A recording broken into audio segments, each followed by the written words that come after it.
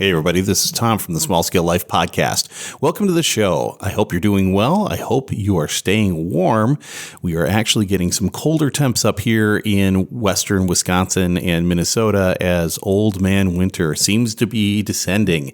We actually had ice on the little pond here off the Willow River, and my cold plunge tank had a solid inch of ice on it this morning and this afternoon. So I had to take out my Thor hammer and do some pounding on that ice to break it up.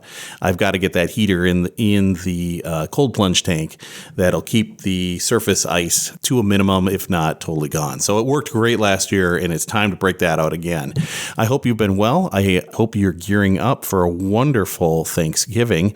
This is the time to start preparing your turkey. It's time to get it in brine if that's what you want to do. And if you don't know what I'm talking about, I've got something for you. So my friend Adam Rick and I were doing our live stream on Monday, and we talked about 20 simple steps to make a better holiday season. Part of that discussion was all about Thanksgiving, and we talked about getting the turkey ready in our brining recipes. We also talked about side dishes, including mashed potatoes and gravy, how Adam makes it, and it sounds great.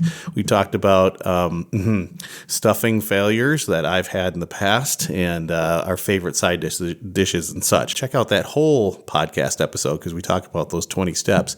And I've actually clipped the first 15 minutes of that show and added it here so you can listen to our discussion about Thanksgiving and getting the brine going and everything. That discussion triggered my memory because I wrote an article all about this in 2018 on how to cook a turkey for Thanksgiving dinner. I've updated it in 2019, and I decided to go back in, add some of that material that we talked about in the live stream, and republish that today. So that's what you're hearing is a podcast. This podcast will be attached to that article, and that article is on smallscalelife.com. Again, it's called How to Cook a Turkey for Thanksgiving. It's been updated, so check that out. And without further ado, we'll get right into the show topic. Before we do, I want to wish you a very happy Thanksgiving. I hope your travels are safe. I hope you have a great time with family and friends. Have a wonderful dinner. Tell a lot of great stories, make a lot of great memories. Stay away from the political discussions. It's not worth it. It's not worth it. So without further ado, here we go.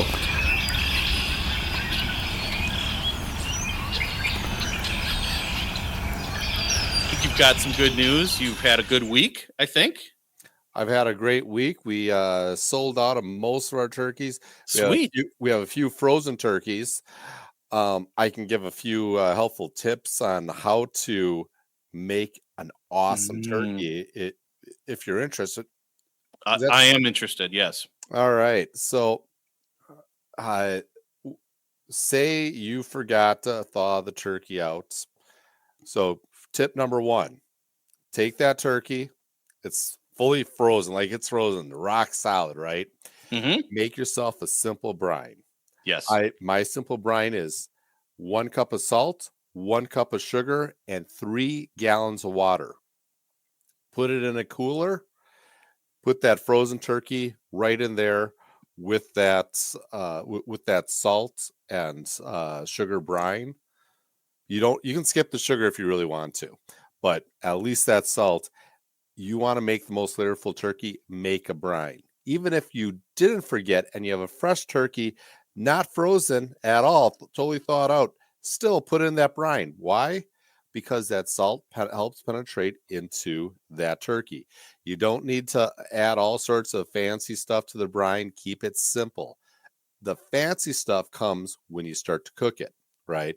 So you take that turkey that was brined. I usually do 12 to 24 hours at least.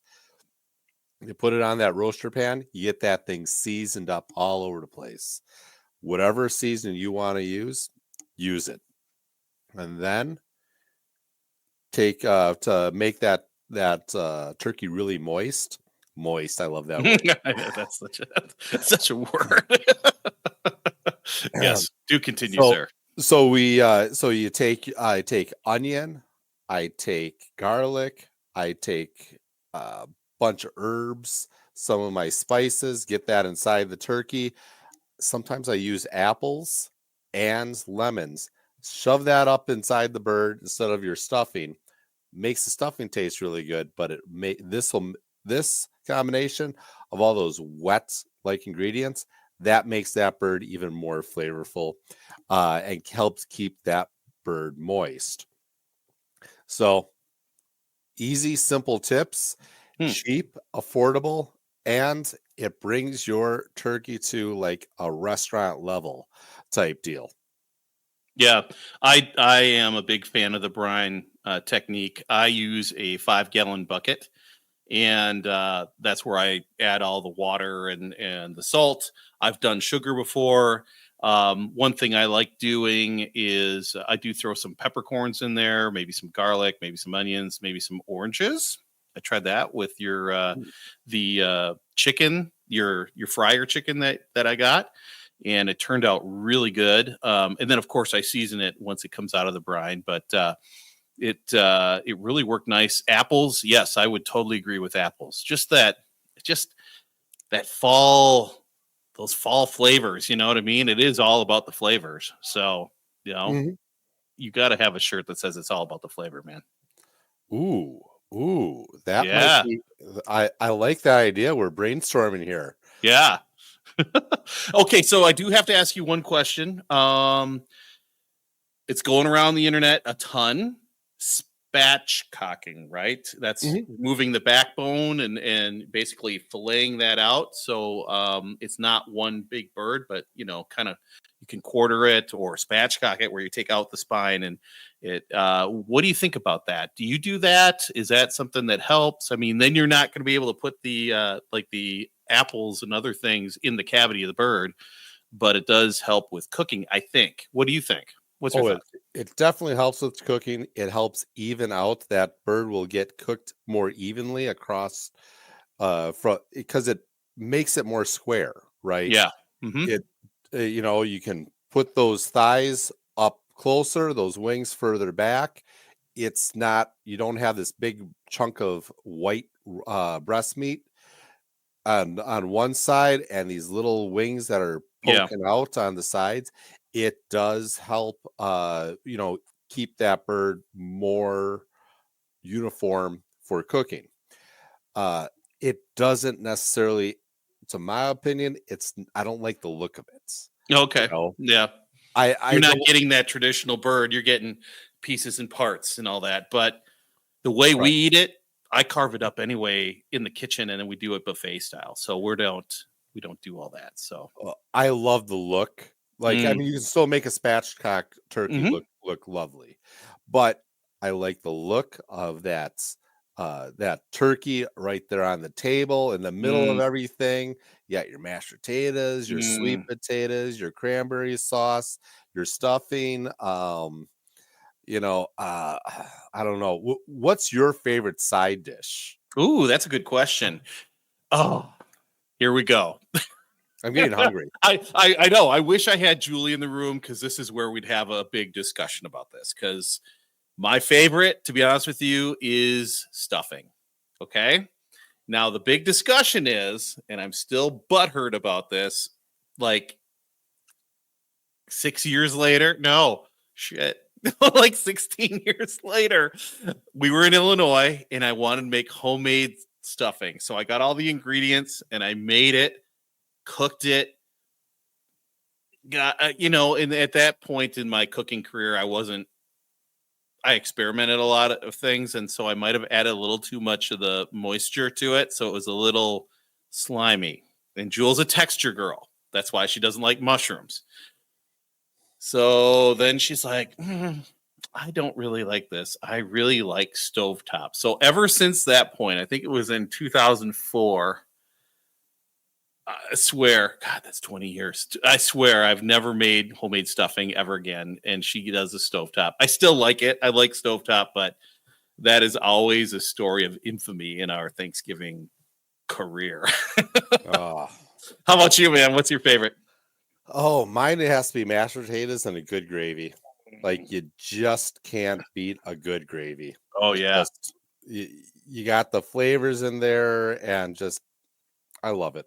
All Just right, so your gravy recipe, what are you doing for that? Are you taking the drippings and the grease and kind of doing it that way, making a roux and all that, or what do you do?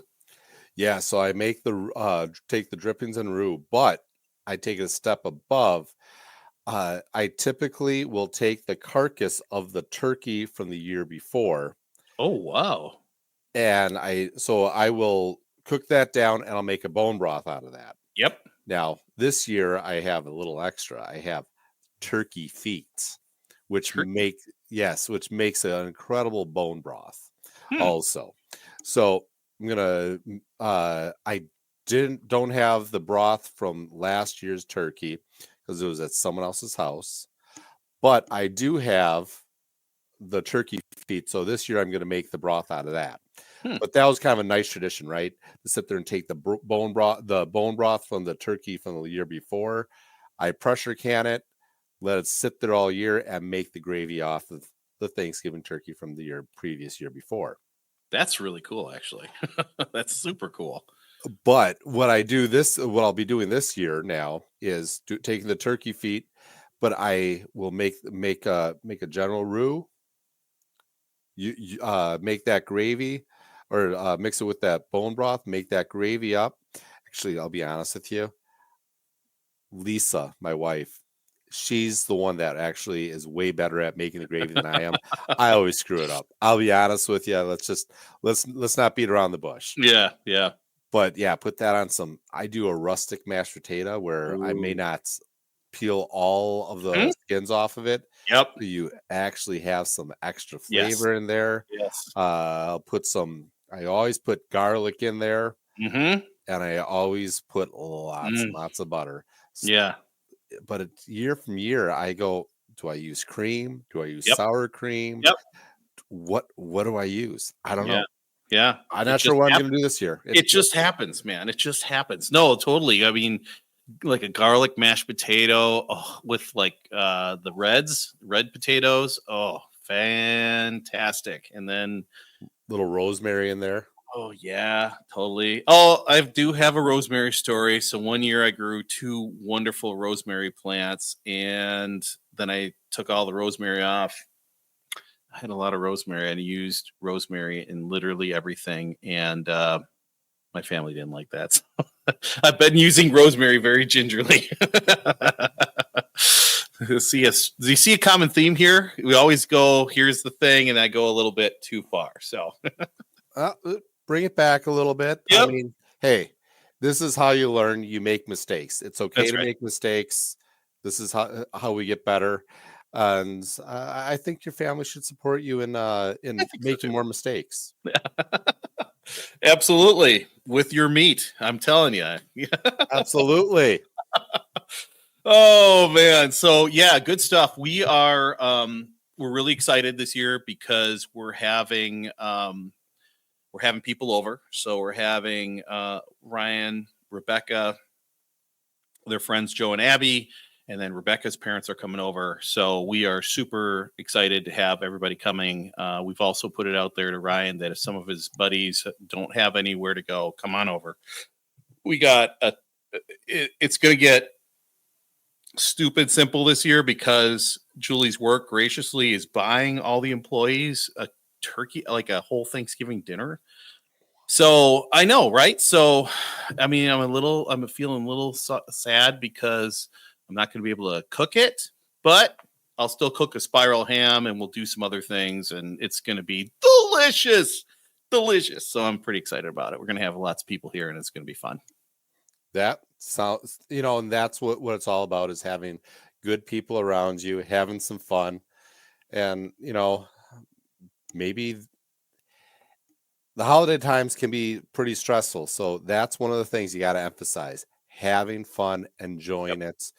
Because, I hate it when people sit there and go, oh, I just wish it was over. Just wish it was Yeah. over. Well, Yeah. why do you wish it was over? Mm-hmm. What's cool is there's some slides floating around or some pictures floating around of Thanksgivings and Christmas dinners in the past where it was my mom's side of the family, my dad's side of the family, and they were all together in a little town called Briggsville. You ever heard of Briggsville? You know I've where heard of it. Briggsville? Yeah. Yeah. So my dad and mom had a place there, and they would have everybody over for these big meals. And then that kind of when they moved out of Briggsville to White Bear Lake, Minnesota, it all just kind of fell apart. So it's going to be cool to kind of restart that a little bit, and I'm glad this all kind of dovetails right into with our topics today, and it's going to be good, my friends. So, shall we jump into the topic? Oh, what are you doing right before we jump into it? What are you guys doing? You staying home? You going to somewhere? Or? We're doing a little bit different this year. We either go somewhere or we're the ones cooking, and everyone comes to our house. This year, we had a couple of things where my mother-in-law just had a surgery. My stepdad just had a surgery. So her parents and my parents both are kind of house ridden for the time being. Everyone's healthy, everyone's happy, not a problem. But it's one of those things where it's like, well, how can we still do Thanksgiving? And we're going to bring Thanksgiving to people. Cool. We're bringing them out. We're making the turkey ourselves. We're making everything, and then we're going to package it and drop it off at different people's houses so that they can enjoy Thanksgiving dinner. And then on top of that, my mom's going to have a few of her friends. That's one of my traditions. My house is open to everyone. It's not just immediate family. Some people, and that's fine. I like to have my house open to everyone. I want my table can grow. It can get huge. Yep. We'll make room. We'll find a way. And I want everyone to have a place to celebrate. Yep. We totally agree here. That was always the vision for the little farm, but it was truly a little farm, so we couldn't have everybody we had 6 people in the living room, and that was it, So that's the beauty about our place. Our table can easily fit 10, maybe more. And then we can pull out all the other tables. So we can have a lot of people here, that makes me smile. And that was the whole purpose, the whole thing about going to the farm. And now we've got it here. So that, yes, absolutely. I'm glad that we both share that same passion and thing. And it feels good to drop food off for people who can't get out. It's such a good thing, man. It's one of the 20 simple steps too that we're about to jump into. So well, let's get going. I know we're 17 minutes in. We got to get going. So in closing, from the north to the south, from the east to the west, and everywhere in between, may the gods, spirits, and folk be blessed at this place. May we heal the land and protect the soil, animals, and plants. May we live in strength and love, leading the way as we learn, do, grow, and be a little better every day. This is Tom from the Small Scale Life Podcast. We'll be back with another show. In the meantime, stay safe and take care, everybody.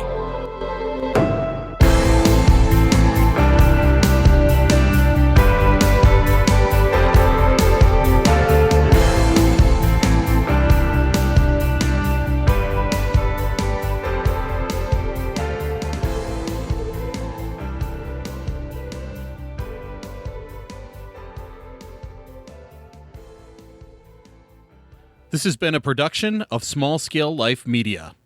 Who are the people in your neighborhood? In your neighborhood? In your neighborhood? Say, who are the people in your neighborhood? The people that you meet each day. One more important note. Small Scale Life reminds you that we are not licensed doctors, therapists, healthcare professionals, or financial professionals. You should always consult a professional before starting any practice. All information shared on Small Scale Life or the Small Scale Life podcast are for informational and inspirational purposes. Results will always vary, and participation in any practice or activity is completely voluntary and at your own risk. That said, keep learning, doing, growing, and being a little better every day. You've got this.